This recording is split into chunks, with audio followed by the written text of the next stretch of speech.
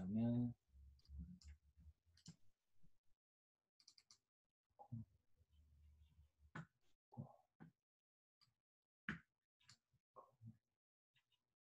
채팅.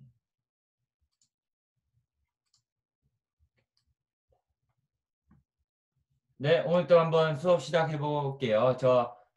다들 왔는지 확인하기 위해서 또 출석 대신에 채팅으로 한번 시작해 봅시다. 안녕하세요라고 한 번씩 다 보내볼까요? 네, 다들 잘 듣고 있네요. 컴퓨터 위치를 좀 바꿔가지고 좀 불편하긴 하네요. 자, 오늘은 저번 시간에 이어가지고 계속 강의를 해볼 건데, 저번 시간에 했던 거 계속해서 우리가 이제 목표로 하는 것은 이제 무언가 연구를 해보는 거잖아요. 그죠? 그래서 연구에 대해서 다시 한번 또 계속 상기를 시켜가면서 또 연구를 오늘 수업 한번 진행을 해볼게요. 연구란 네, 질문과 답을 만들어 가는 과정. 여기까지는 모두 다 잘 기억하고 있을 거예요, 아마. 그죠? 근데 우리는 어떤 질문을 해야 되냐면은 체육과 관련된 질문. 특히 내가 관심 있는 범위, 주제 안에서 질문해야 된다라는 거죠. 그리고 답은 사실은 지금 여러분들이 진짜 연구자가 아니기 때문에 답을 내리는 건 굉장히 어렵습니다. 답은 이미 만들어져 있는 답을 찾는다. 가서 정리한다. 라는 것을 우리가 만드는 정답으로 할 수가 있겠습니다. 그래서 일단은 제가 생각했을 때는 이 답보다는 결국에는 뭐가 중요하냐면은 이 질문이 중요하다라고 생각을 하시면 됩니다. 그래서 제가 내드린 그 오늘 과제라기보다는 뭐 여러분들의 탐구 활동이 수업의 목적이잖아요. 그래서 탐구 활동을 하는 이유를 한번 만들어 보자 라는 게 바로 오늘 내드린 과제라고 생각을 하시면 되겠습니다. 그래서 오늘은 저번 시간에 하다가 좀 남았는 관심 분야에 대한 이야기, 좋은 질문을 만들기 위해서는 배경 지식이 필요하고 그에 따라서 우리는 스포츠 생리학, 스포츠 교육학, 스포츠 사회학과 관련된 간단한 정보들을 우리가 사실 여러분들이 한 번도 접해보지 않은 입장에서는 사실 간단하다고는 할 수 없지만 사실은 제가 생각했을 땐 체육학이 아주 기초와 관련된 내용이긴 하거든요. 그래서 그런 기초적인 내용을 저번 시간에 생리학, 교육학, 사회학 이 세 가지로 한번 우리가 나눠서 배워봤고 오늘은 하나 더 남았는 거 스포츠 경영학에 대해서 한번 조금 더 알아보고 이제 조금 여러분들이 해야 되는 일을 여러분들이 해야 되는 역할을 조금 더 알아보는 시간을 가져보도록 하겠습니다. 일단 스포츠 경영학에 대해서 알려드릴 텐데 스포츠 경영학은 일단은 제가 전공하고 있는 학문이기도 합니다. 이 스포츠 경영학은 스포츠와 관련된 다양한 산업 영역에서 어떻게 하면은 더 경영이 원활하게 진행될 수 있는지를 연구하는 분야를 바로 스포츠 경영학이라고 하는데 한번 써볼게요. 스포츠와 관련된 산업의 다양한 영역에서 조직의 가치가 실현될 수 있도록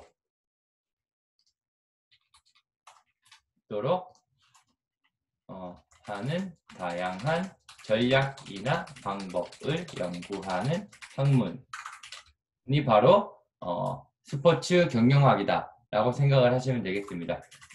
그러니까 경영학인데 스포츠 경영학으로 축소됐다 아니면 변형됐다 축소 혹은 변형되었다 라고 이야기를 보통 많이 하지만 사실은 그렇게 되면은 우리는 이런 생각을 해볼 수가 있어요. 경영학에서 스포츠를 연구하면 것이 아닌가. 자, 이런 질문을 할 수가 있겠죠. 우리는 언제나 이 질문에 대한 대답을 해야 됩니다. 예를 들어서 지난번에 우리 했던 것 중에 하나가 스포츠 생리학, 일반 생리학이나 의학에서 스포츠를 연구하면 되는 것이 아닌가. 이런 질문도 던질 수 있고 일반 교육학에서 스포츠를 연구하면 되는 것이 아닌가. 뭐 이런 질문을 던질 수가 있겠죠, 그죠? 우리 한번 대답해 볼게요. 경영학에서 스포츠를 연구하면 되는 것이 아닌가? 일반 생리학에서 스포츠를 연구하면 되는 것이 아닌가? 일반 교육학에서 스포츠를 연구하면 되는 것이 아닌가? 된다, 1, 안 된다, 2. 한번 대답해 보세요.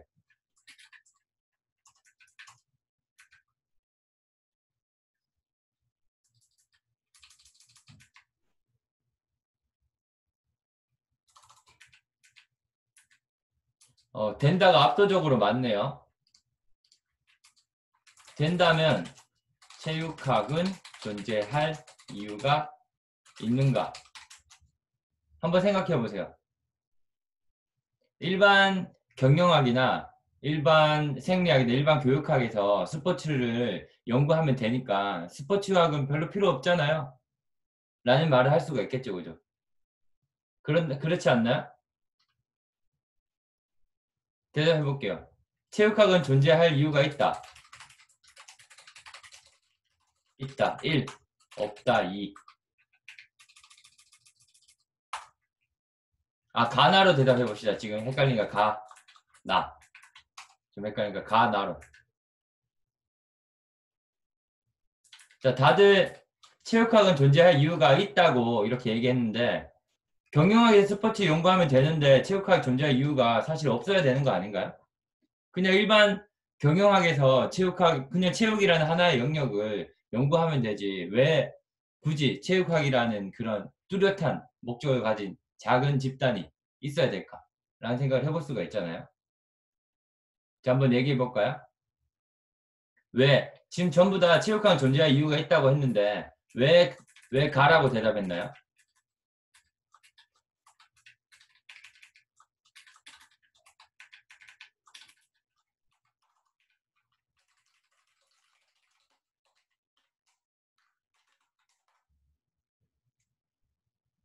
체육은 일반적인 학문이 아니라서. 좋아요.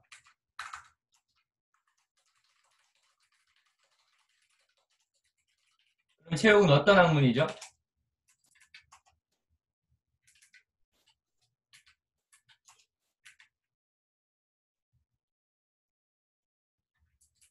그렇죠.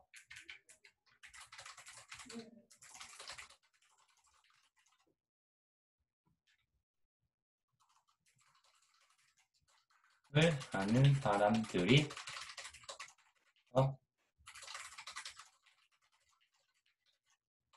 이거를 얘기하면 되겠죠, 그죠? 경영학을 하는 사람들이 이 체육학에 대해서 정확하게 연구를 할 수 없는 이유를 우리는 이야기해 보면 되잖아요, 그죠? 스포츠 산업은 일반 산업과 같다, 다르다. 대답해 볼까요? 1, 2로. 같다 1, 다르다 2.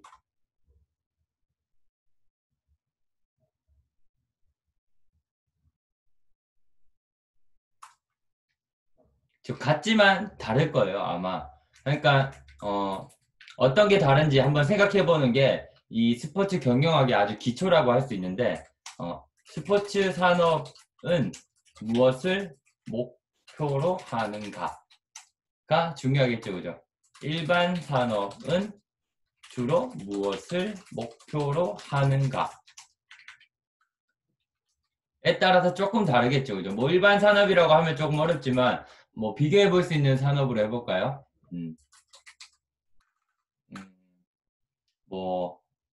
뭐가 있을까? 휴대폰 산업이라고 해봅시다. 휴대폰 산업이랑 스포츠 산업은 목표로 하는 게 다르겠죠, 그죠? 스포츠 산업의 목표는 뭐죠? 스포츠를 이용해서 하는 뭐 비즈니스들이나 조직들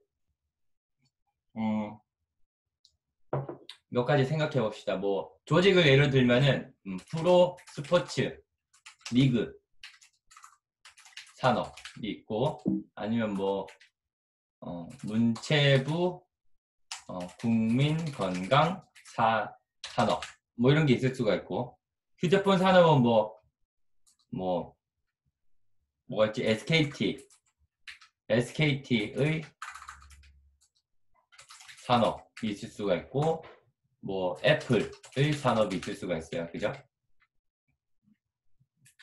뭐, 자, 무엇을 목표로 합니까? 프로 스포츠 산업은 무엇을 목표로 할까요? 프로 스포츠 리그를 운영하는 사람들은 어떤 목표로 이 리그를 운영할까요?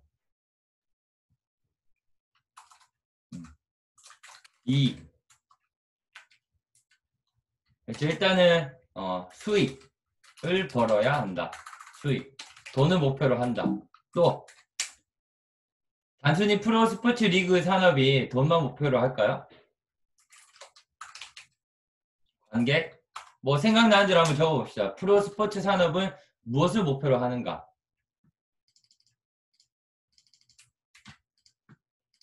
그렇죠. 관객의 즐거움. 또 문화. 어떤 문화? 문화 조금 더 구체적으로 어떤 문화? 응원 문화? 스포츠의 대중화. 아, 좋은 얘기 많이 나오네요. 그렇죠. 이 프로 스포츠 산업은 조금 달라요. 그죠? 그러면 일반 산업은 여기는 다 돈, 뭐, 기술의 보급, 뭐, 돈, 뭐, 기술의 보급, 뭐 이런 것이 목표로 되겠죠. 조금 다르죠. 그죠? 프로 스포츠 산업이 돈을 버는 이유는 사실은 궁극적으로 돈을 벌어서 무엇을 하려고 인데 SKT 네르는 돈을 벌어서 기업을 크게 만든다. 뭐 이런 목표가 있을 거 아니에요. 그죠? 프로스포츠 리그 산업은 돈을 벌어서 무엇을 하려고 할까요?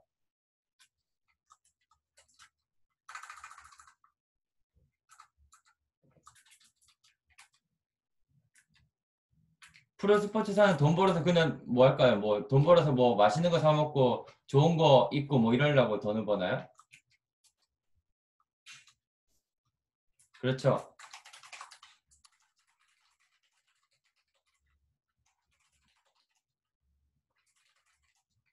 문화적 확장. 뭐 이런 거 있겠죠. 여러분들이 잘 생각하고 있는 것 같아요. 그죠?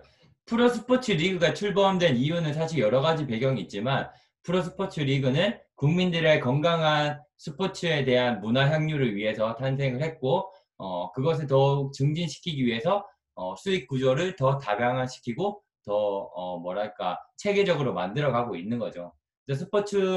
결국엔 프로스포츠는 많은 사람들이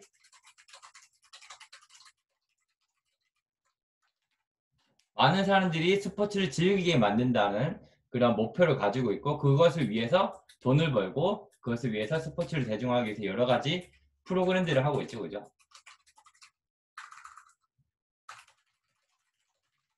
그러면 이런 목표 안에서 여러 가지 것들을 또 생각해 볼 수 있는 게 있어요. 그죠? 그렇죠? 그래서 스포츠 마케팅이라는 것이 존재한다라는 거죠. 이 스포츠 마케팅을 돈이라는 목적으로 봤을 때는 성공할 수 있지만 스포츠 리그 산업에 관한 관점에서 뭐 잘 안 되는 경우도 꽤 많아요. 그죠? 뭐 단순히 돈만 보고 하는 경우도 있고 가치를 보고 하는 경우도 있고 혹은 이 두 가지가 같이 이루어지는 경우, 잘 된 경우가 있을 수가 있겠죠. 그죠? 뭐 여러분들이 아는 스포츠 마케팅을 한번 얘기해 봅시다. 어떤 마케팅이 있을까요? 프로 스포츠 리그 스포츠 마케팅. 뭐 사례를 한번 들어봅시다. 예시. 어떤 마케팅이 있을까요? 스포츠 스타 광고. 또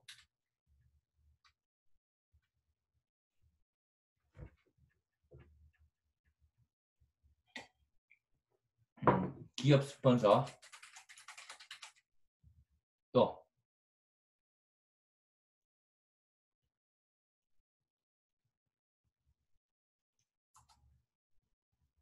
여러분들이 상당히 평소에 마케팅을 많이 당하고 살 텐데 스포츠 마케팅이라고 하면 마케팅이 뭐냐 하면은 마켓이 시장이잖아요. 그죠? 시장을 더 활성화시켜 주는 것. 뭐 시장을 활성화시키기 위한 방법. 구단 홍보 영상 좋아요.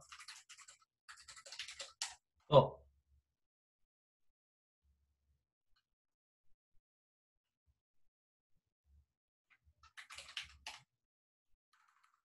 언론 플레이. 또 언론 플레이도 있고 선수와 관련된 연고 지역 홍보 좋아요. 또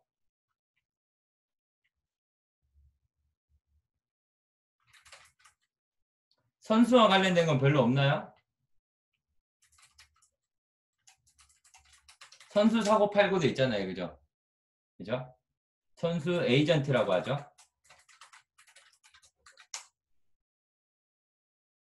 그죠? 이 스포츠 마케팅의 예시를 보려면 여러분들이 이렇게 얘기했던 것도 있지만 입장을 프로 스포츠 산업이 흥행하고 더 좋은 가치를 추구할 수 있게 하는 방법을 생각해 보면 되겠죠, 그죠?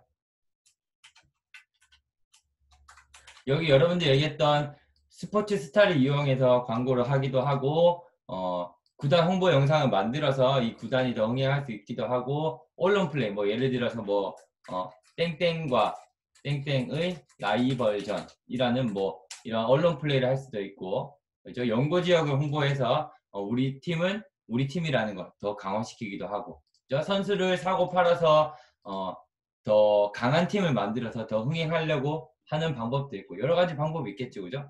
그게 바로 프로스포츠 마케팅이라고 하는 겁니다. 만약에 여러분들이 이제 프로스포츠와 관련된 회사에 들어가게 된다면 구단 프론트에서 일하게 되는데 주로 이와 관련된 일들을 하게 되겠죠, 그죠? 예를 들어서 어떤 사람은 이제 입사를 해서 이제 에이전트 쪽으로 들어가서 선수들 영입과 관련된 업무를 볼 수가 있고 어떤 사람은 구단을 홍보하는 역할을 할 수가 있고 어떤 사람은 구단과 관련된 언론 관련 통제 역할을 할 수가 있는 거고 뭐 여러 가지 일들을 해볼 수가 있는 거죠.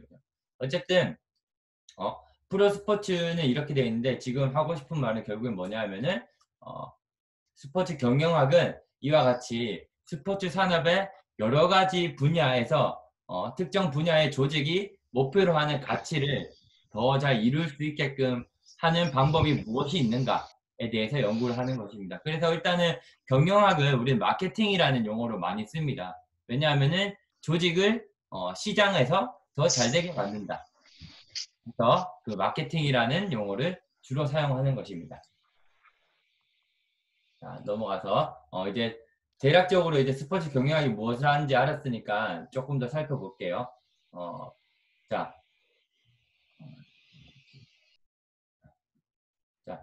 스포츠 경영학은 경영학의 영역은 종목별 단체, 문체부, 구단 프론트, 에이전트, 기타 스포츠 관련 운영 서비스업 모든 것을 좀 총괄하고 요즘에는 아주 넓은 영역을 담당하고 있다 정도로 아시면 되겠습니다. 넘어가서 스포츠 경영학에서는 이런 연구 문제들을 만들어 볼 수가 있습니다. 일단은 스포츠 산업의 구조가 어떻게 되는지 알아야 되잖아요. 그죠? 스포츠 산업의 구조는 어떻게 되어 있는가? 그리고 스포츠를 이용하여 돈을 벌려면 어떻게 해야 되는가? 스포츠가 돈이 되는 이유는 무엇인가? 스포츠의 가치를 이용하여 사업을 하는 집단은 누구누구인가? 뭐 스포츠의 어떤 가치를 추구하는 집단들이 있는가? 뭐 이런 것들을 연구하는 게 이제 스포츠 경영학인데 스포츠 경영학이 생각보다 되게 넓어서 연구 문제를 만들기가 쉬울 수도 있고 어려울 수도 있어요. 그래서 조금 더 자기가 생각하는 가치들을 조금 구체화시키는 과정이 전 더 필요하다고 생각을 합니다. 그래서 조금 더 구체적으로 스포츠 경영학에 대해서는 제가 전공이니까 조금 더 알려드리도록 할게요.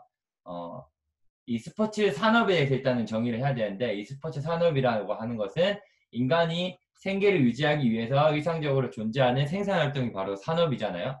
이 산업은 1차 산업, 2차 산업, 3차 산업이 있는데 1차 산업은 여러분들 알다시피 농업, 뭐 이런 것들이 이제 뭐 기초적으로 우리가 생산하는 것들이 이제 농업이고 2차 산업은 생산된 것들을 재화로 만드는 것을 2차 산업이라고 하고 뭐 예를 들어서 뭐 물건을 만든다. 뭐 옷을 만든다 이런 게 2차 산업이겠죠. 3차 산업은 만들어져 있는 것이 아니라 이것을 서비스하는 방법, 뭐 서비스, 예를 들어서 뭐 유통업, 서비스업 이런 것들이 이제 3차 산업이라고 합니다. 이 스포츠 산업은 1, 2, 3차 산업이 복합적으로 형성되어 있는 것이 바로 스포츠 산업인데요. 스포츠라는 라는 재화가 조금 다른 것과는 특수한 차이점을 가지고 있다는 게 이제 스포츠의 전제입니다. 그래서 휴대폰이나 이런 것은 우리가 스포츠 경영하는 사람이 일반 경영학에서 휴대폰과 관련된 산업을 연구를 할 수 있을까요? 어렵겠죠, 그죠? 왜냐? 휴대폰이 어떤 가치를 가지고 휴대폰이 어떻게 만들어지는지 잘 모르니까. 그죠? 그럼 반대로 휴대폰을 파는 사람들이 가치에 대해서 이야기를 할 수 있을까요? 있다 1, 없다 2. 한번 눌러보세요.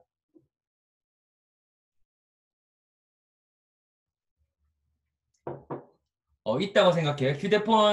휴대폰을 개발하는 사람들이 스포츠의 가치에 대해서 정확하게 이야기할 수 있을까요?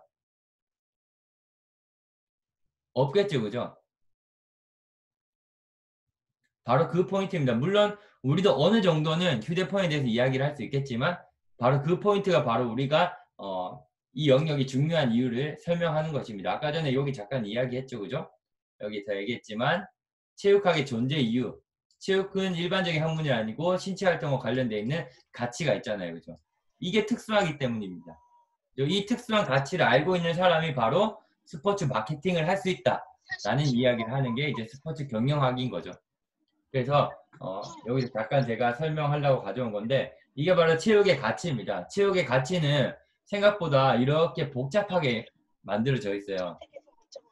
자, 뭐 개인적인 가치로는 체육과 관련된 기술이나 지식 그리고 내 몸과 관련된 개인적인 가치가 있고 내 개인을 넘어서서는 뭐 여러 가지 생물학적 가치, 심리학적 가치, 뭐 인지적 가치, 심리적 가치, 뭐 사회적 가치, 정치적 가치, 경제적 가치, 도덕적 가치가 아주 구체적으로 막 형성이 되어 있는 거죠. 이 중에 한 가지 가치를 추구한다라고 했을 때 여러분들은 하나의 사업도 만들어 볼 수 있는 거죠. 예를 들어서 스포츠의 생물학적 가치를 추구하는 조직을 만든다라고 했을 때 어떤 조직을 만들면 좋을까요?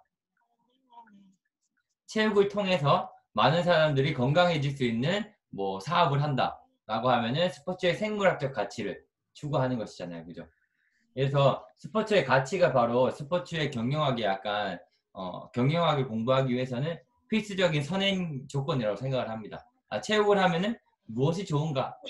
근데 스포츠 사회학도 있고 뭐 생물학도 여러 가지 있지만 경영학은 이 모든 가치들을 다 알고 있어야 하는 그런 뭐랄까 조금 응용적인 역할을 많이 한다는 것이죠.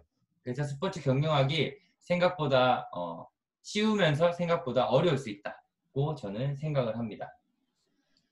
그래서 스포츠와 관련된 산업 영역을 조금 살펴보면 조금 더 편할 수 있는데 스포츠 산업 분류를 한번 봅시다. 여기 있는 이건 다 지우고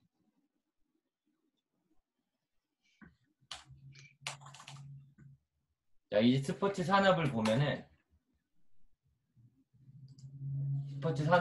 일단은 크게 스포츠 시설 있고 스포츠 용품이 있습니다.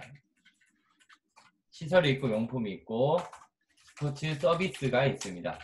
자, 시설 용품.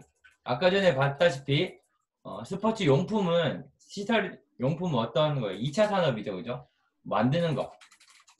스포츠와 관련된 용품을 만드는 것이 있고 스포츠 활동이 이루어지게 해주는 것, 해주는 장소와 관련된 산업이 있고 스포츠 서비스는 어떻죠?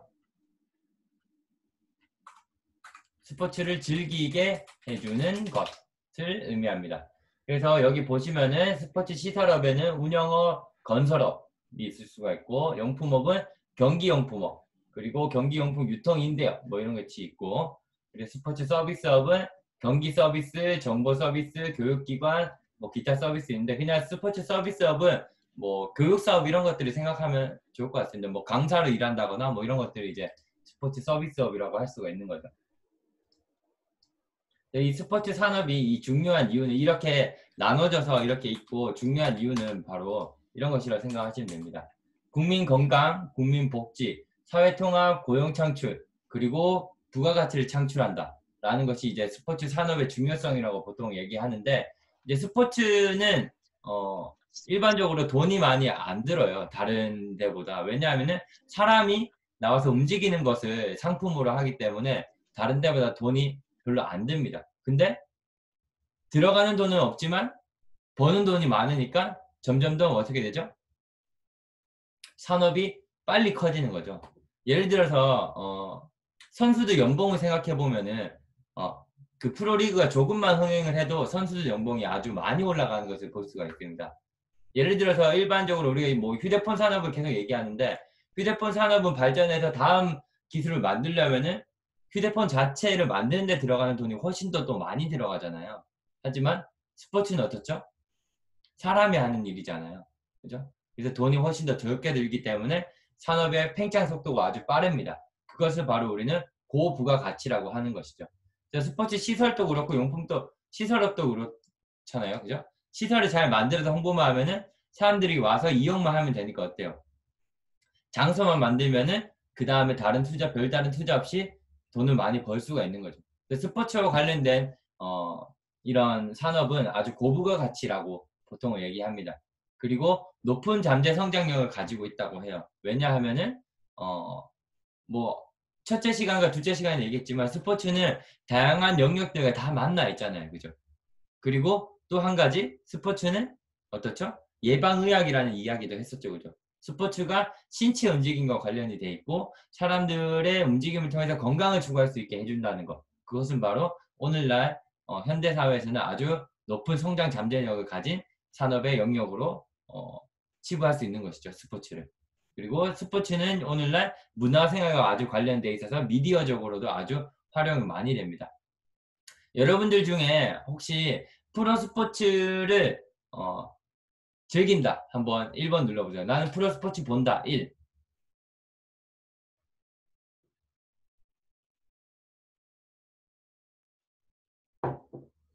대부분 프로스포츠를 보죠. 그죠? 그러면은 여러분들이 주로 시청하는 프로스포츠 리그를 하나씩 이야기해 봅시다. 다 1 쓴 사람 중에 다 썼으니까 여러분들 주로 보는 프로스포츠 리그 하나씩 얘기해 봅시다. 저 같은 경우는 뭐 테니스와 관련된 경기를 많이 보는 것 같고 e스포츠도 보는 것 같아요.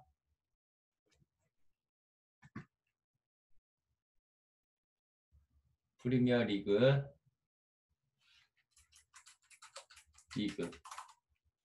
한국 프로야구 그리고 NBA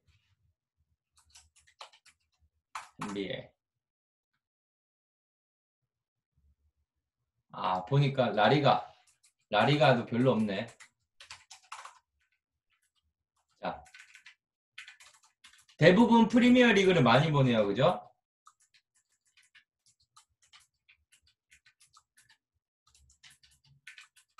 자, 프리미어 리그를 보는 사람들, 왜, 어떤 경기를 보나요? 프리미어 리그 보는 사람들, 프리미어 리그 한 사람 많네요. 그죠? 프리미어 리그, 내가 여러분들이 주로 보는 경기, 뭐, 주로 응원하는 팀 한번 얘기해 봅시다. 프리미어 리그. 맨유. 또.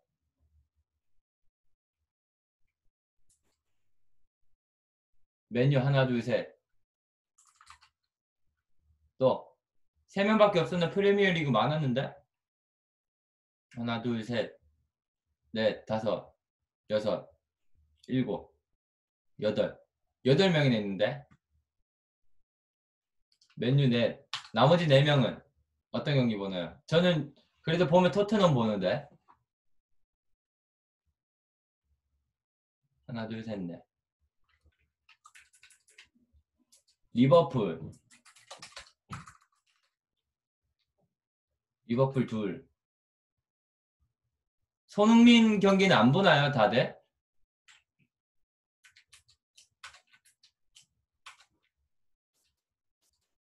하이라이트. 저 하이라이트만 본다.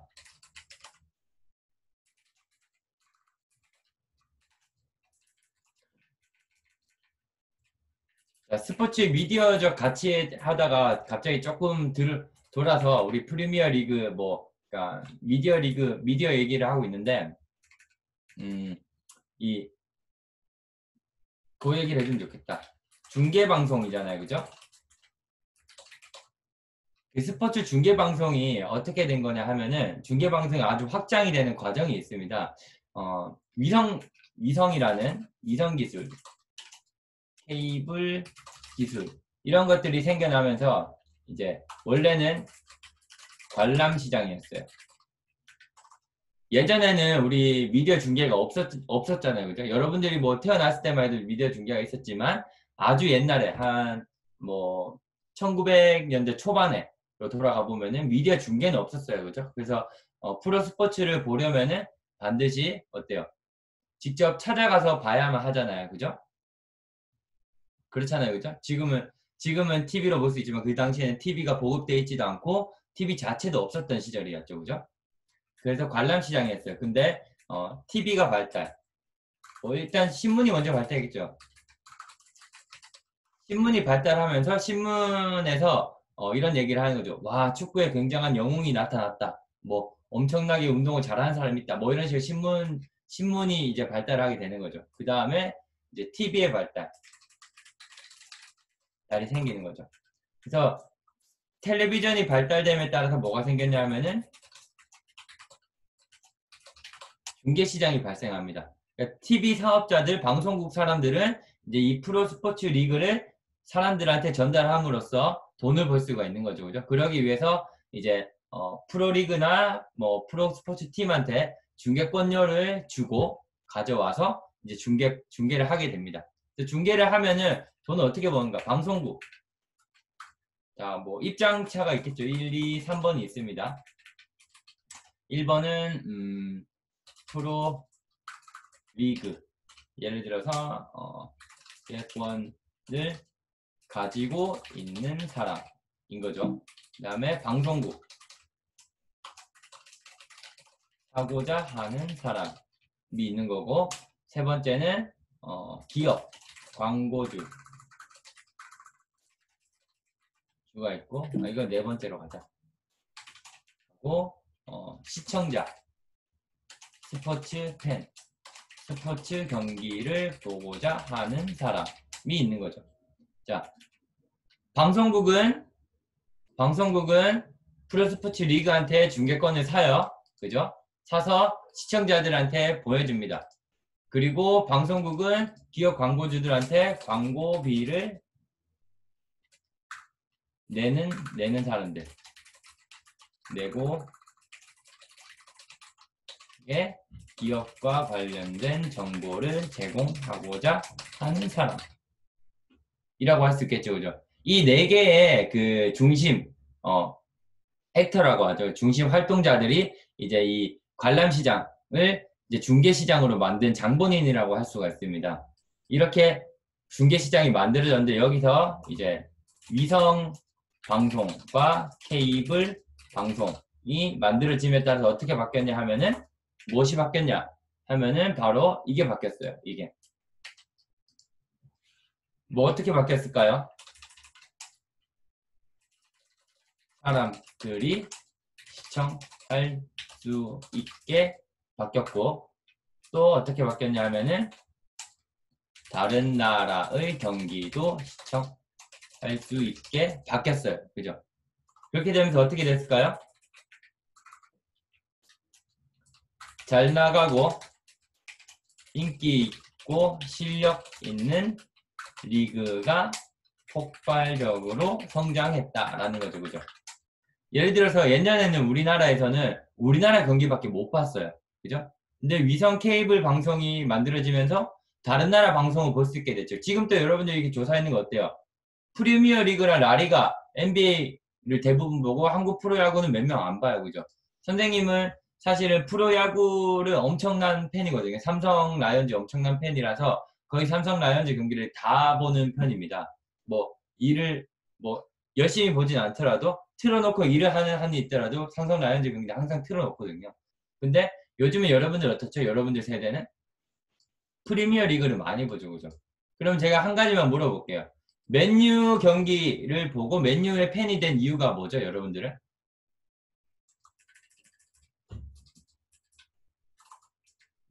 박지성. 좋아요. 박지성 또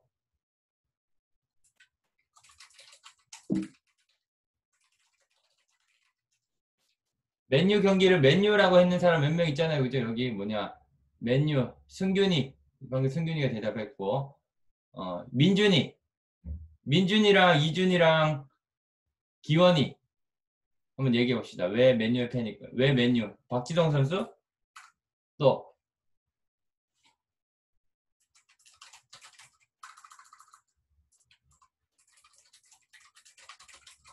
실력과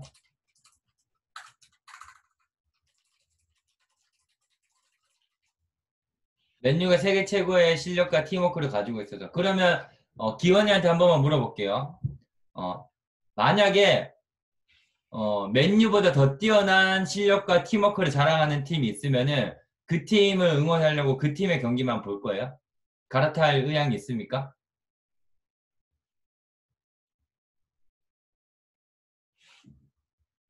없어요? 왜 그렇죠?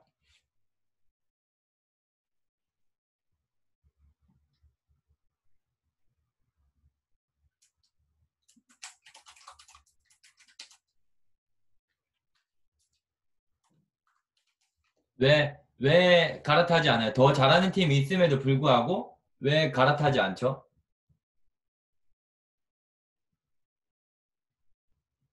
감정적으로 이야기하셔도 돼요. 논리적으로 이야기 안 하셔도 돼요. 감정적으로 이야기해도 됩니다. 왜 갈아타지 않죠?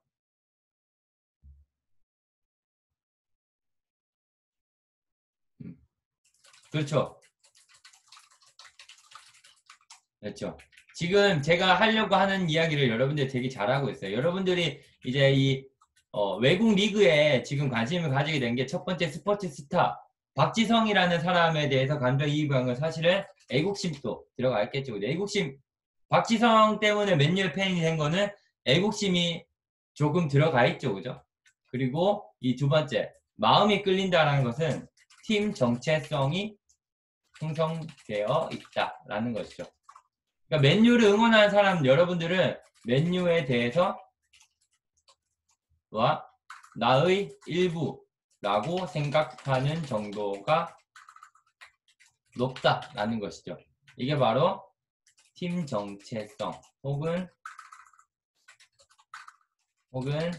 어, 뭐 선수 정체성, 애착심 같은 것이죠.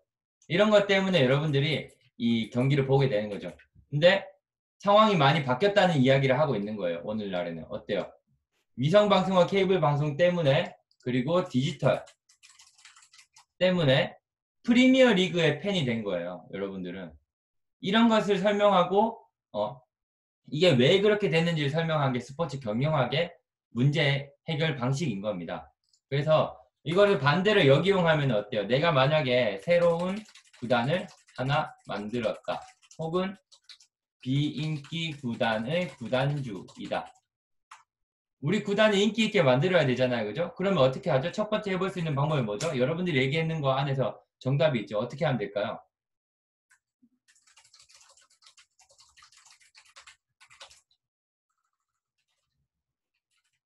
그렇죠. 스포츠 스타를 영입한다. 두 번째, 세계 최고의 팀을 만든다. 혹은 팀워크가 좋아 보이게 만든다. 그래서 팬층을 모은다. 팬들에게 더 가까이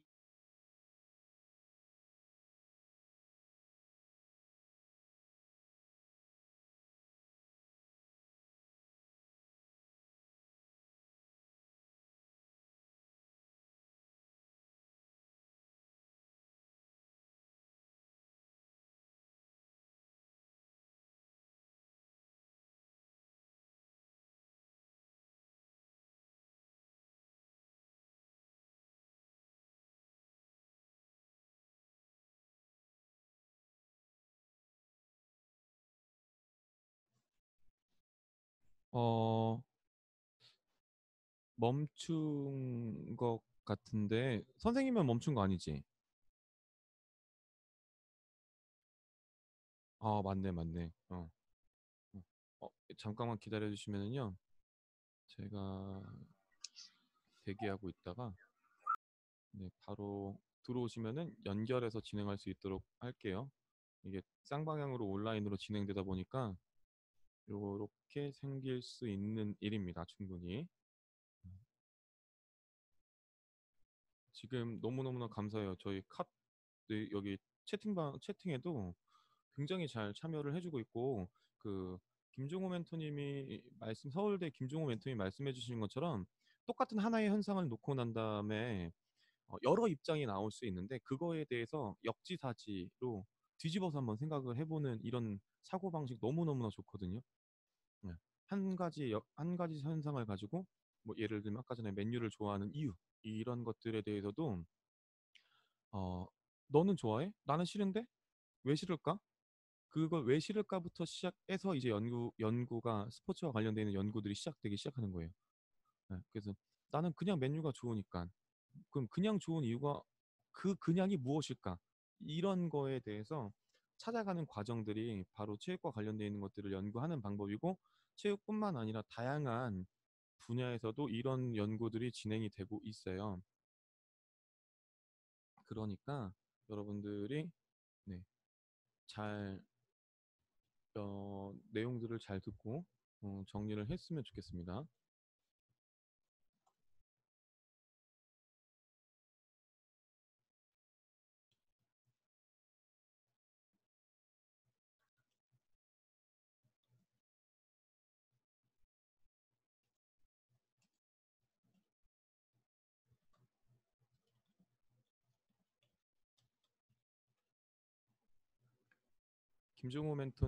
서울대 김종호 멘토님이 지금 그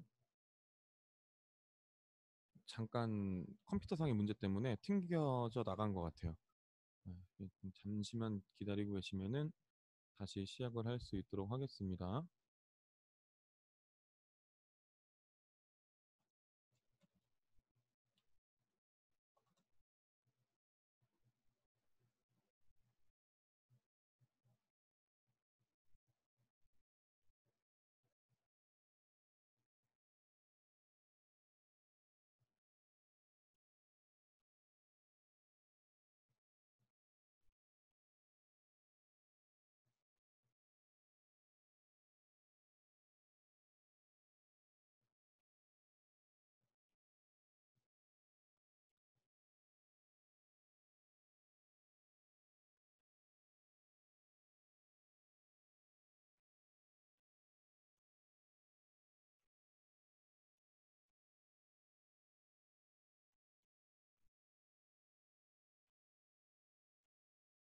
늦게 들어오신 분들이 있어서 다시 한번 설명을 드리면 오늘은 서울대학교 온라인 멘토링의 네 번째 시간이고 요 시간이 지나고 난 마지막 차시 때에는 선생님이 조금 이따 멘토링이 끝나고 나면 파일을 하나 올릴 건데 너무 복잡하게 생각하지 마시고 어, 어, 자기가 나 이런 주제가 굉장히 재밌다라는 내용을 가지고 스포츠 생리학이라든지 아니면 스포츠 교육이라든지 아까 전에 설명 쭉 해주셨던 스포츠 경영 그리고 스포츠 사회학 관련되어 있는 내용들 중에서 저는 이 테마가 되게 좋은 것 같아요 라고 해서 그 내용을 정하셔가지고 한글 파일로 해서 제출을 다음 시간에 이번 주 금요일 날에 서울대학교 멘토링이 마지막 시간이어서 그때 말씀을 해주시고 그 보고서와 관련되어 있는 내용들을 정리해서 서울대 김종호 멘토님께 보내드리고 그 내용들을 좀 정리해가지고 말씀을 다시 드릴 거예요. 그래서 오늘 강의가 끝나면 서울대 김종호 멘토님이 진행하시는 체육을 어떻게 연구하는가라는 내용을 가지고 보고서를 제출해 주시면 금요일 날에는 그 온라인 멘토링을 통해서 여러분들이 보고서를 제출했던 내용들을 좀 종합적으로 설명을 다시 해드리는 방법으로 해서 마무리를 지을 예정입니다. 그래서 오늘은 그거 관련돼서 이제 마지막으로 스포츠 경영과 관련되어 있는 내용의 얘기를 전달을 해드릴 거고 연구 주제는 첫 번째 스포츠 생리학과 관련돼서 지난 시간에 얘기했었던 체력이란 무엇인가 체력과 관련되어 있는 내용에는 뭐 여러 가지 요소가 있죠. 신체적인 요소에서 뭐 실제로 뭐 근력, 순발력, 지구력, 민첩성, 유연성, 평형성 뭐 등등등등 기타 등등등. 그리고 방위 체력이라고 해서 뭐 온도 조절하는 기능, 면역성 뭐 이런 것들이 있고 정신적인 요소 이렇게 해가지고선 여러 가지 요소들이 있는데 네, 김종호 멘토님 들어오셨으니까 연결해서 강의를 들 수 있도록 하겠습니다. 준비하시는 데까지 시간이 조금 걸리시니까요.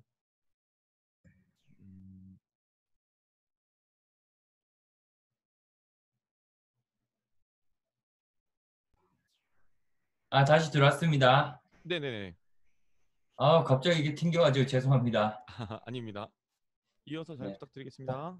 네, 다들 잠깐 잘 쉬었으리라 생각하고 다시 연결해서 하겠습니다. 어쨌든 요 잠깐 사례를 들어서 계속 얘기하고 있는데 스포츠 마케팅이라고 하면은 결국에는 이 스포츠 조직이 어떠한 그 조직이 추구로 하는 것을 더 잘 뭐랄까 더 수월하게 더 효과적으로 성취할 수 있도록 도와주는 다양한 방법들을 연구하는 것이라고 생각을 하면 됩니다. 그래서 뭐 프로 스포츠 리그를 연구하는 사람은 이런 식으로 마케팅 연구를 한다는 것이죠. 프로 스포츠 리그가 돈을 더 많이 벌고 사람들이 더 인기를 많이 얻게 하기 위해서는 이런 중계권 관람 시장에 대해서 쭉 연구를 해보고 어떻게 하지 인기가 있는구나라는 것을 한번 생각을 해서 마케팅을 하는 거죠. 박지성 때문에 여러분들이 팬이 많이 됐다고 하니까 박지성과 관련된 이야기를 해주자면은 자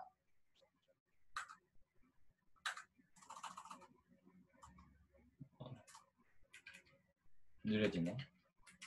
박지성은 당시 맨유가 데려올 만큼 최고의 선수였는가?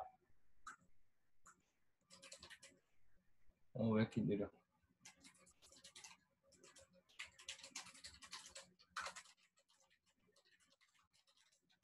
자, 요거에 대해서 한번 대답을 해봅시다. 박지성은 당시 맨유가 데려갈 만큼 최고의 선수였는가? 한번 대답해 봅시다.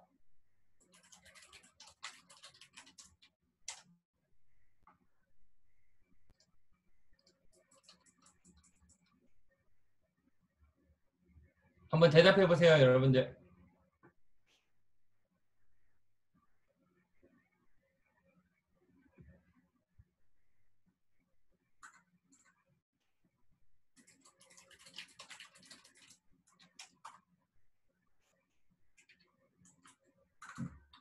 아니지. 왜 아닌 것 같아요?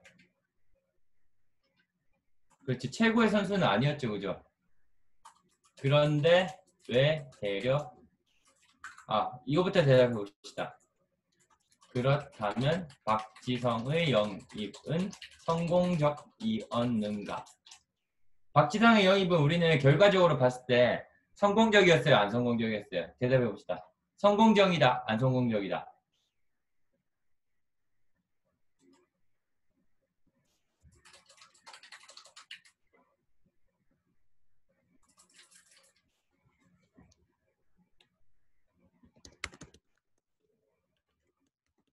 성공적이었다. 굉장히 성공적이었다. 왜 왜 성공적이었을까요? 뭐 때문에 성공적이었을까?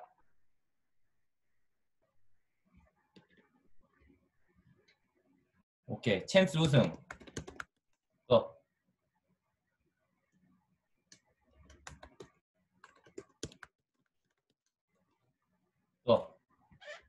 왜 성공적이라고 평가하죠, 여러분들은?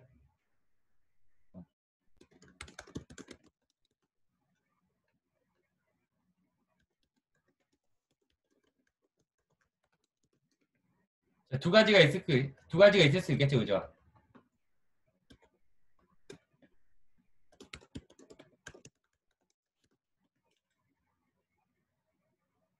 그렇죠? 일단 그렇게 두 가지, 뭐 크게 두 가지로 생각해 볼 수가 있습니다. 이제 팀이 실현하고자 하는 가치는 첫 번째는 리그에서 성적, 그리고 두 번째는 뭐죠? 세상에 많이 알리고 돈을 많이 버는 것. 이 두 가지로 생각을 해볼 수가 있다고 했잖아요. 그죠? 그런 측면에서 박지성은 그 당시에 리그에서 최고 수준의 실력을 만들어주기 위한 최선의 선택지는 아니었지만 두 번째 선택지는 가지고 있었던 거죠. 아시아 시장을 공략할 수 있었죠. 박지성을 데려갈 당시에 이제 위성 방송 그리고 해외 축구 리그가 밖으로 팽창하던 시절이었어요. 그때 한국에 이 프리미어 리그라는 중계권 시장을 팔고 싶었던 거야. 근데 박지성이 없으면은 굳이 방송사들이 엄청나게 비싼 돈을 주고 그 방송권을 사왔을까 안 사왔을까? 사오지 않았겠죠, 그죠? 그런데 우리나라 선수가 나오는 경기를 중계할 수 있다는 것은 사람들한테 아주 크게 이슈가 된단 말이죠. 와, 프리미어 리그에 우리나라 선수가 가서 뛰네? 그것도 맨유에? 이런 식으로 이슈화가 된 거죠. 그러니까 어때요? 우리나라에 비싼 가격에 중계권을 팔 수가 있었던 거죠. 그죠? 그래서 맨유는 그렇게 벌어놓은 돈으로 또 더 잘하는 선수한테 투자를 해서 그 선수들이 팀에 남아있을 수 있게 하고 더 좋은 영입을 할 수가 있는 원동력이 되잖아요. 그죠? 그래서 맨유 입장에서는 굉장히 성공적인 트레이드였다라고 할 수 있겠죠. 두 가지 이유에서. 근데 맨유 입장에서는 이게 완전 대박이 난 케이스인 거죠. 사실은 박지성이란 케이스가. 왜일까요?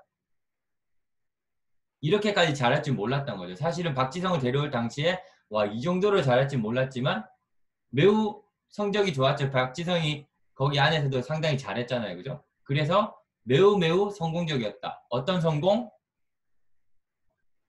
예상보다 큰 성공이라고 했죠. 그죠? 근데 처음에 영국에서는 그런 비아냥을 많이 했죠. 영국 포브스지 뭐 이런 데서는 맨유에서 박지성을 데려올 때 그런 얘기를 많이 했죠. 박지성 그때 별명이 뭐였죠? 박지성의 별명. 이 초기의 별명. 뭐였죠? 아는 사람 있나요? 없나요?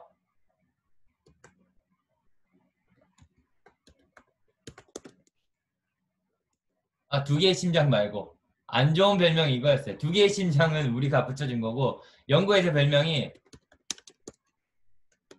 이게 영국에서 박지성을 부르는 별명이었어요. 왜 그런지 이제 조금 이해가 되죠, 그죠?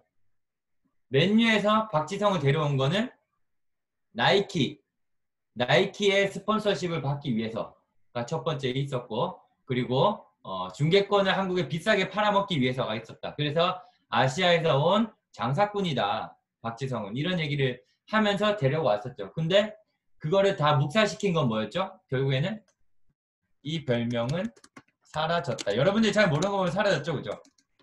어떻게 사라졌죠? 그렇죠. 실력으로 없애버렸죠. 사실은 저 아시아에서 온 티셔츠 장사꾼이라는 말 안에는 인종차별적인 언어도 들어있었어요. 아시아인이 무슨 축구야. 축구는 우리 영국이 정통이지. 우리나라 사람 잘해라는 그런 것들까지 다 깨부순 거죠. 그러니까 박지성이 뭐예요? 실력으로 문화와 뭐 인종차별 이런 것들을 다 타파해버린 거죠. 그래서 저는 상당히 선구자적이고 상당히 스포츠의 영웅이라고 생각을 할 수가 있습니다. 그래서 박지성이라는 사람은 문화적으로도 사회적으로도 큰 파급력을 가지고 있고 어때요? 경영학적으로, 마케팅적으로도 상당히 영향력을 가지고 있다는 것을 알 수가 있죠. 그죠? 지금 이렇게 예시를 들어 설명하는 것은 바로 스포츠와 관련된 스포츠 경영학에서는 이런 연구를 주로 한다라는 거죠. 좀 알겠죠, 그죠? 그러면은 우리는 연구 문제를 비슷한 개념으로 한번 만들어 볼 수 있겠어요. 여기 준비한 것은 많은데 별로 재미없는 내용이니까 요 안에서 내용을 조금 더 가져와 볼게요. 자, 그렇다면 여러분들이 프로 스포츠를 많이 보니까 여기 안에서 문제를 한번 만들어 봅시다. 연구 문제를. 스포츠 경영학의 연구 문제를. 자, 요즘에 제일 관심 받는 선수 누가 있죠? 그 프리미어 리그나 뭐 라리가나 뭐 프랑스 리그나 뭐 이런 데 진출한 선수 중에 요즘에 제일 핫토픽인 선수 누구 있죠? 누가 있을까요? 음바페, 알폰소, 데브라이너. 아니 한국 선수 누구 있어요? 한국 선수. 그렇죠. 황희찬. 제가 말하는 황희찬과 손흥민입니다. 자, 황희찬과 손흥민 둘이 영입 비용이 어떻게 될까요? 지금 황희찬은 어디에 있죠? 황희찬 지금 소속팀 어디죠? 라이프치히의 임대로 갔고 손흥민은 어디 있죠? 토트넘에 있죠, 그죠? 자, 우리가 마케터야, 마케터. 손흥민, 자, 이전 이슈가 발생합니다. 이적 이슈. 자, 황희찬이 이적 이슈가 예전에 한번 있었죠, 그죠? 황희찬은 어디로? 손흥민은 어디로 이적 이슈가 있죠? 이적 이슈가 있었죠. 황희찬은 어디로? 손흥민은 어디로? 그렇죠. 울버햄튼. 햄튼이 있고. 손흥민은 어디로 이적 이슈가 있었죠? 말도 안 되지만, 말도 안 되지도 않지만, 어쨌든 어디에 있었죠? 그죠? 레알 마드리드죠. 그죠?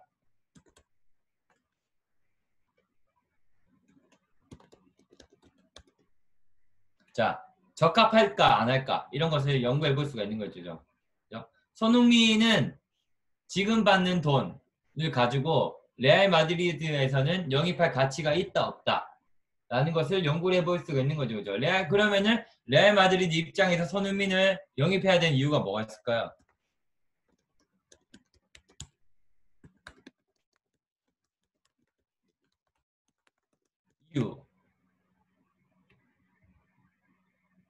이유가 뭘까요? 한번 생각해 봅시다. 양발잡이.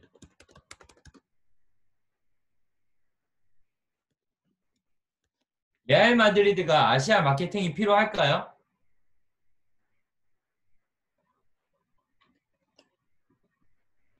한번 생각해 봅시다. 레알 마드리드 아시아 마케팅 필요할까요? 안 필요할까요?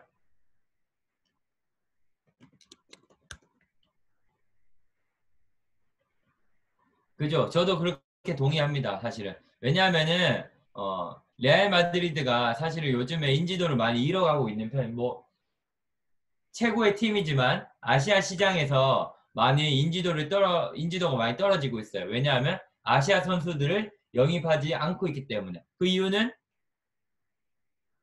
뭐죠? 아시아 선수를 왜 영입하지 않을까요? 잘 못한다고 생각이 들었어요. 그죠?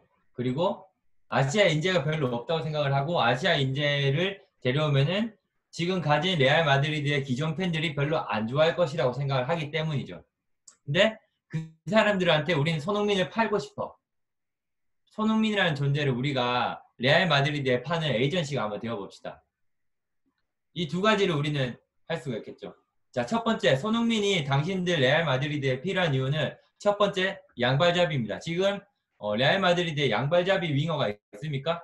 그리고 손흥민 같이 많이 뛰는 선수가 있습니까? 없습니다. 그리고 손흥민 같이 빠른 사람이 있습니까? 없습니다.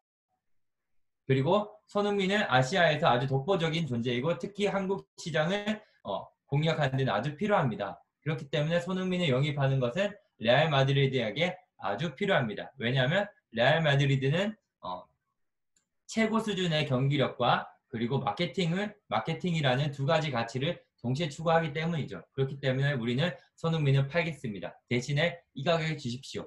라고 얘기하겠죠. 그죠? 손흥민을 얼마에 팔아야 되는가에 대한 질문을 또 해볼 수가 있겠죠. 그죠? 손흥민을 하는가? 이런 질문도 해볼 수가 있겠죠. 그죠? 손흥민의 가격은 우리는 어떻게 책정을 할 수 있을까요? 얼마면 손흥민이 적절한 가격일까요?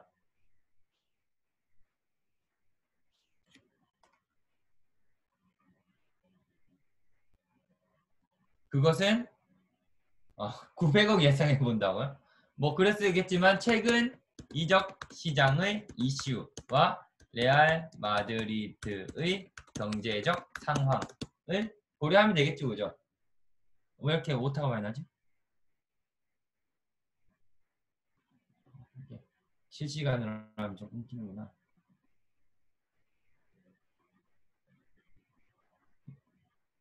그렇죠?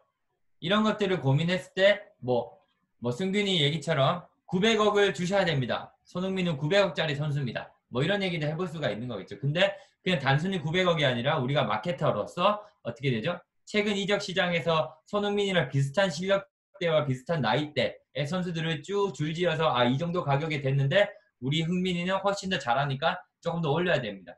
그리고 레알 마드리드 경제적 상황에 보니까 이 정도는 충분히 가능한 가격이고, 그리고 손흥민을 데려왔을 때 당신들이 나이키랑 한국 방송사에서 받는 돈이 어마어마해질 겁니다. 그렇기 때문에 손흥민은 이 가격에 여러분들이 사가시면 됩니다. 라는 이야기를 하는 거죠. 스포츠 경영학에서는 조직의 가치 뭐였죠? 프로스포츠 팀이 추구하는 가치를 분석을 하고 거기에 따라서 무언가를 더 잘 추구할 수 있게끔 만들어주는 역할을 한다고 했잖아요. 그죠? 우리가 지금 그거를 한 가지 예시를 들어서 해본 거죠. 근데 여러분들이 스포츠와 관련된 직장을 가지게 되면 대부분 이런 일을 하게 됩니다. 무조건 이런 업무를 무조건 하게 돼 있습니다. 그 조직이 가진 가치를 판단을 해서 그 조직이 추구하고자 하는 사업을 더 잘 되게끔 해주는 것. 그런 일을 하는 게 여러분들이 스포츠와 관련된 직장에 취직을 하게 되면 당연히 그렇게 됩니다. 사실은 우리가 이거를 조금 더 확장해서 해석하면은 스포츠 교육학도 똑같습니다. 체육 선생님이 학교에서 추구하는 가치를 더 잘 추구하기 위해서 하시는 일이 뭐죠? 여러분들을 가르치는 일이고 여러분들을 지도하는 일을 하시잖아요. 그죠? 학교에서 추구하는 바는 뭐죠? 올바르고 좋은 인재를 길러내는 것을 학교의 가치로 두잖아요. 그죠? 체육 선생님은 거기서 어떤 일을 하죠? 체육을 이용해서 여러분들을 더 잘 성장할 수 있게 해주는 일을 하잖아요. 그죠? 스포츠 경영학은 이런 일련의 과정들을 분석하고 해결하는 일들을 하는 게 바로 스포츠 경영학입니다. 물론 스포츠 경영학은 이렇게 큰 부분을 보고 있지만 스포츠 교육학은 조금 더 구체적으로 어떤 체육 선생님과 어떤 체육 어떤 체육 교육 방식이 필요하다 이런 것까지 연구를 하는 거겠죠. 어쨌든 우리 마케팅은 어떤 가치를 어떻게 하면 더 잘 되게 하는지를 다 보는 것. 조금 큰 영역을 공부하는 게 바로 스포츠 경영학이라고 할 수가 있습니다. 그래서 요즘에 최근에 기업들은 스포츠와 관련된 조직이나 기업들은 스포츠와 관련된 이런 경영학적 지식을 가진 사람들을 굉장히 많이 선호를 하고 있습니다. 그래서 뭐 넓게 체육의 가치를 이해하고 각각의 조직이 어떤 가치를 추구하고 있고 그 가치를 어떻게 하면은 더 잘 달성할 수 있게끔 해주는지에 대해서 연구하는 것. 이것이 바로 스포츠 경영학이었다라는 것을 얘기를 할 수가 있고 그것을 우리는 뭐를 통해서 봤죠? 프로스포츠 구단이나 프로스포츠 시장 같은 것을 분석하면서 한번 이해를 해봤습니다. 자, 뭐 이런 것들을 다 얘기해 주려고 했는데 넘어가겠습니다. 이제 우리가 과제에 대해서 이야기해야 되니까 이제 이렇게 하면은 우리가 한번 쭉 다 살펴본 거예요. 그죠? 네 가지로 하겠다고 했는데 첫 번째는 스포츠 생리학, 스포츠를 해서 스포츠 참여를 통해서 몸이 어떻게 변화하는지에 대해서 공부하는 스포츠 생리학. 두 번째는 스포츠 교육학. 어떻게 하면은 어떤 사람이 좋은 체육 수업을 하고 좋은 체육 수업을 하기 위해서는 어떤 사람이 되어야 하는가와 관련된 스포츠 교육학이 있고 세 번째는 스포츠 사회학.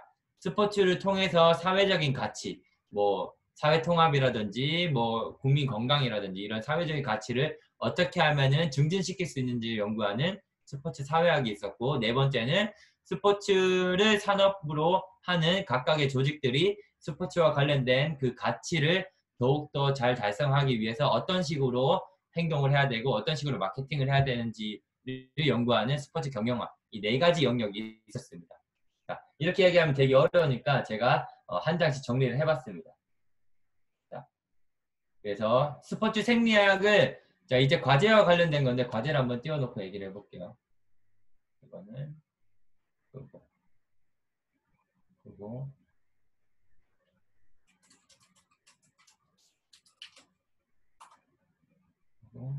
잠깐만요. 과제와 관련된 얘기를 하면 좋을 것 같습니다.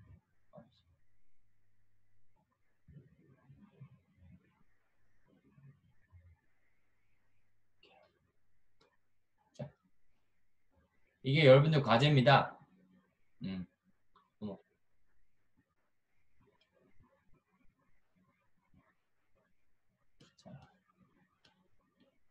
탐구활동 보고서를 위한 연구 문제를 만드는 게 이제 여러분들의 과제인데요. 자, 이 연구 과제는 총 4가지 파트로 만드시면 됩니다. 첫 번째는 연구 배경, 그리고 그 연구의 필요성과 목적, 그리고 연구 문제, 그리고 이 4가지를 총괄하는 연구 제목과 주제를 만드시면 됩니다. 그래서 뭐 어떻게 하는지 잘 모를 것 같아서 제가 알려드리려고 좀 적어왔는데요. 자, 뭐 연구 배경은 관심을 가지게 된 이유입니다. 내가 이 연구를 왜 해야 되는지를 최초로 생각한 그런 배경이 있잖아요. 그죠? 그게 바로 연구 배경입니다. 보통은 이제 사회적인 사건이나 개인적인 흥미를 이용해서 작성을 하는 게 이제 연구 배경인데요. 저 같은 경우는 요즘에 제가 요즘에 하는 연구가 이런 연구입니다.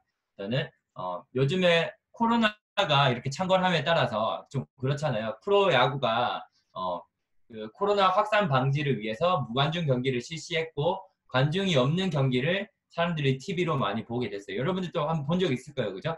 프로스포츠 중계하는데 거의 관중이 없어요. 그죠?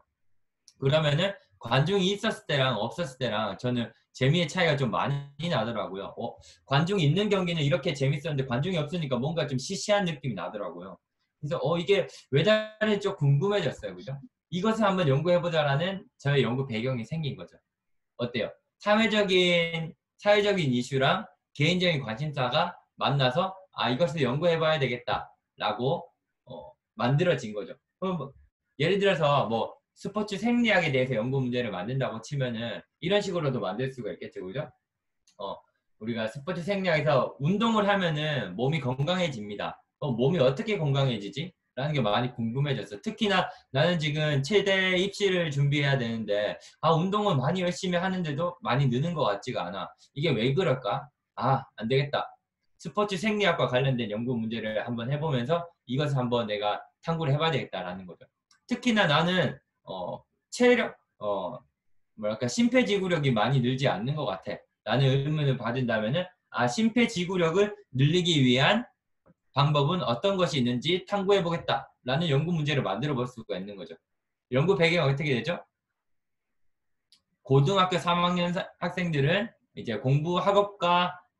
학업과 운동을 같이 병행하는 상황에서 체력을 늘리기가 되게 힘들어. 근데 최대 효율적으로 늘리기 위해서 어떻게 하는지 나는 궁금해졌어. 왜냐하면 나는 입시를 해야 되니까. 뭐 이런 연구 배경이 생겼다고 할 수가 있는 거겠죠. 어쨌든 이런 식으로 연구 배경을 만드는 겁니다. 사회적인 사건이나 사회적인 환경과 개인적인 흥미를 이용해서 연구 배경을 작성하시면 됩니다. 제가 생각했을 때 연구 배경이 아무것도 아닌 거라고 생각할 수 있지만 연구 배경이 제 생각에는 뭐랄까 연구의 소울, 연구의 영혼과 같은 겁니다. 그러니까 연구를 위한 연구가 아니라 진짜 궁금해하는 이유를 아는 게 제일 중요하잖아요. 이런 질문이 정말 생기는 것 같아. 라고 생각하는 게 제가 생각할 때 여러분들 그 단계에서는 제일 중요한 것 같아요. 이 연구를 왜 하고 싶어졌는지 그런 배경이 가장 중요하다고 생각을 합니다. 그게 바로 연구 배경이고 여러분들의 진심을 담아서 연구 배경을 한번 만들어 봐줬으면 좋겠습니다. 아까 전에 해봤던 연구도 되게 재밌잖아요. 맨체스터 유나이티드를 나는 응원하는데 맨체스터 유나이티드가 요즘에 성적이 그렇게 좋지 않음에도 불구하고 나는 왜 좋을까? 라는 배경이 생겼어. 그런 연구 배경을 만들어 보는 거죠. 진짜 내가 궁금해할 수 있는 진짜의 연구 배경을 한번 작성을 해주시면 됩니다. 뭐 길든 짧든 적어주시면 됩니다. 그리고 두 번째 연구의 필요성과 목적입니다. 그렇다면은 내가 지금 하고자 하는 이 연구나 탐구는 왜 필요하고 어떤 목적을 가지고 있는가라는 거죠. 그래서 내가 수행한 이 연구의 결과가 어디에 쓰일 것인가라는 거죠. 예를 들어서 아까 전에 제가 했던 연구, 프로야구 관중 경기와 무관중 경기를 비교했을 때 왜 무관중 경기가 재미없는지를 밝혀내고 싶다라는 게 제 연구 배경이었는데 그것을 밝혀내면 어떤 가치가 있냐라는 거죠. 어떤 거냐면은 요즘에 방송국들이 스포츠 방송을 많이 기피해요. 왜냐하면은 시청률이 많이 하락하고 있기 때문이죠. 근데 이게 관중에 따라서 시청률이 많이 변화하는 것 같다라는 원인을 찾아준다면은 방송국한테 일말의 희망도 줄 수가 있고 그리고 뭐 그것을 보완할 수 있는 계획을 짜라라는 얘기를 해줄 수가 있잖아요. 그죠? 그래서 방송국에게 특히나 좋은 정보를 줄 수가 있다라는 점에서 제 연구는 필요하다. 그래서 제 연구의 목적은 방송국이 마케팅을 더 잘할 수 있도록 해주는 정보를 제공할 수 있다라는 게 제 연구의 필요성과 목적입니다라는 얘기를 할 수 있겠죠. 그죠? 그래서 여러분들 이렇게 생각하시면 됩니다. 여러분들의 연구가 어떤 가치를 증가시키는가 체육에서 뭐 내가 했는 연구의 결과가 사람들한테 체육이 얼마만큼 좋은지 알릴 수 있는데 큰 도움이 된다. 혹은 내 몸을 발전시키는데 더 좋은 도움이 될 것이다. 아까 전에 뭐 생리학에서 연구 문제를 만들어 본다면은 뭐 어떤 식으로 운동하는 게 심폐지구력에 좋은가라는 결과를 만들게 되면은 내가 조금 더 효율적으로 운동을 할 수 있는 정보를 만들어낼 수 있다는 점에서도 좋잖아요. 그죠? 그래서 그런 방식으로 연구의 필요성과 목적을 적어보는 것입니다. 저처럼. 제가 이게 예시를 적어놨으니까 이런 식의 예시를 만들어 보면 되겠죠. 그래서 연구 문제를 작성을 하면 됩니다. 연구 문제는 뭐냐 하면은 바로 질문입니다. 구체적이고 명확하게 질문을 작성을 하시면 됩니다. 그래서 내가 살펴보고자 하는 독립변수와 종속변수에 대해서 정확히 기술하고 구체적인 언어로 써야 된다라고 적혀 있는데, 그러면 여러분이 독립변수와 종속변수가 뭔지 모르잖아요. 그죠? 그래서 거기에 대해서 한 번 더 알려드리도록 하겠습니다. 자, 독립변수. 독립변수는 원인이라고 할 수 있습니다. 원인. 그리고 종속변수는 결과입니다. 자, 밥을 먹으면 어떻게 된다? 살이 찐다. 이렇게 되는 거죠. 아까 전에 운동으로 치면은 땡땡땡한 운동 하면 어떻게 된다? 땡땡땡이 좋아진다 라는 거죠. 그러면은 우리가 쉽게 알고 있는 거 있죠. 체력을 뭐랄까 심폐지구력을 늘리려면은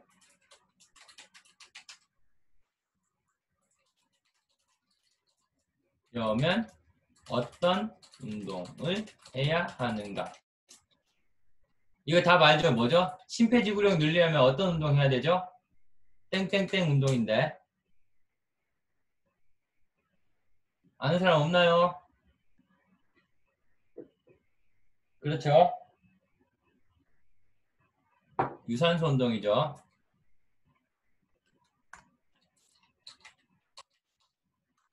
유산소 운동.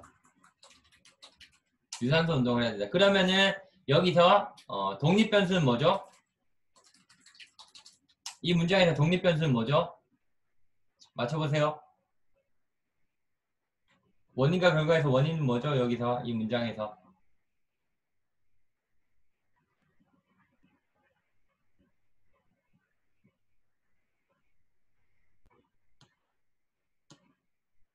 그렇죠. 유산소 운동. 유산소 운동이 독립변수죠. 그럼 종속변수는 심폐지구력이 되겠죠. 이런 식으로 연구 문제를 작성하면 되는 겁니다. 근데 여러분들 이거는 다 알고 있기 때문에 조금 연구 문제가 안 되죠. 뭐 때문에 그렇죠? 구체성이 떨어지죠. 그죠? 그러면 우리 연구 문제는 이렇게 되겠죠. 그죠? 어떻게 유산소 운동을 하면 심폐지구력이 상승할까? 라는 것을 연구 문제로 하면 되겠죠. 그죠? 어때요? 구체적이죠. 그죠? 조금 더 구체적으로 쓴다면은 일주일에 30분씩 오르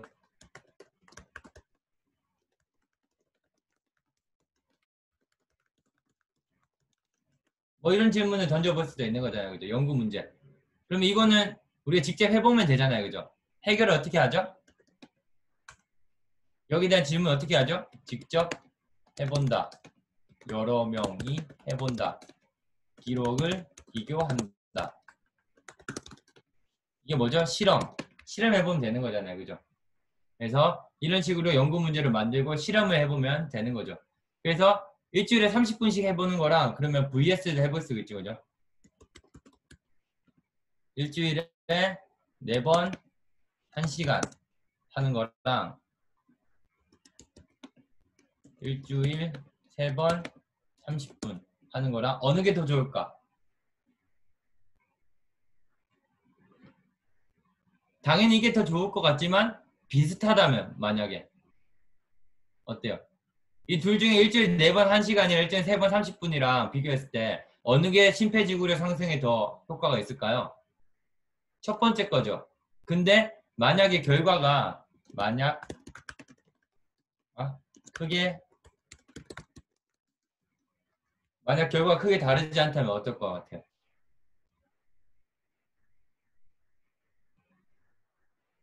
결과가 크게 다르지 않다면 이것만 하면 되잖아요. 그죠? 이거 하면 되잖아요. 그죠? 그러면 그거로써 여러분들한테 어떻게 되죠? 일주일에 얼마나 시간을 아꼈어요?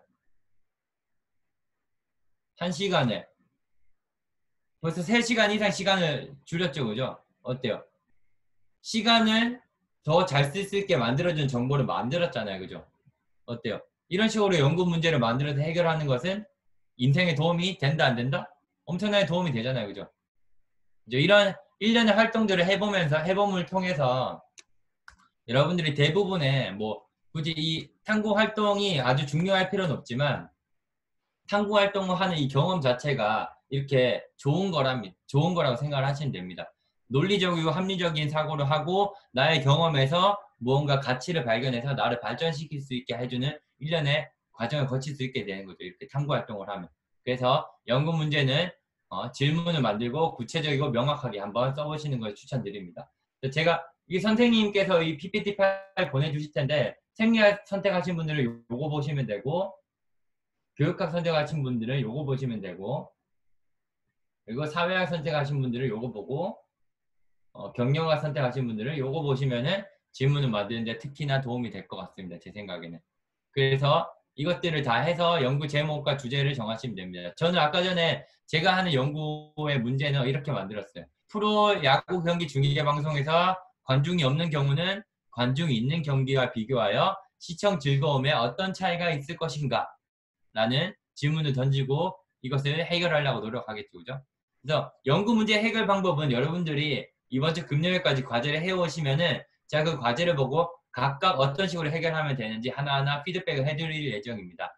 그러니까 그래서 금요일은 그것들만 보면서 이제 수업을 해도 충분할 거라고 생각을 하거든요. 그렇게 수업을 하면 되고 그래서 최종적으로는 연구 제목을 딱 만들면은 하나의 과제를 완성시킬 수 있는 단계를 밟아갈 수 있는 거죠. 그래서 연구 주제를 만든다면은 프로야구 중계방송 시청 즐거움에 관한 연구가 제가 했는 그 예시 주제가 되는 거죠. 이런 식으로 여러분들도 요 1년에 4가지 과정을 해서 한번 만들어 보시면 좋을 것 같습니다. 뭐 잘하려고 할 필요 없고 진짜로 내가 궁금해하는 것을 질문으로 만들어서 한번 탐구해보는 과정을 한번 해보는 게 되게 중요한 경험이라고 생각을 합니다. 저는 예전에 이런 경험을 해본 적이 한 번도 없거든요. 만약에 해본다면 상당히 좋을 것 같다고 생각이 듭니다. 그래서 다음 주까지 과제를 꼭 성실하게 잘 해주셔서 여러분들 좋은 경험을 해볼 수 있도록 해주시면 좋을 것 같습니다. 네, 오늘 수업은 여기까지 하도록 하겠습니다. 네. 네, 좋은 강의 너무 감사드립니다. 그러면은 제가 이번 주까지 해가지고 금요일 전까지 해서 학생들 거를 모아가지고 압축해서 파일로 강의 전까지 해서 금요일 오전 중에 보내드릴 수 있도록 하겠습니다. 네네, 알겠습니다. 네, 고생하셨습니다. 네, 수고하셨습니다.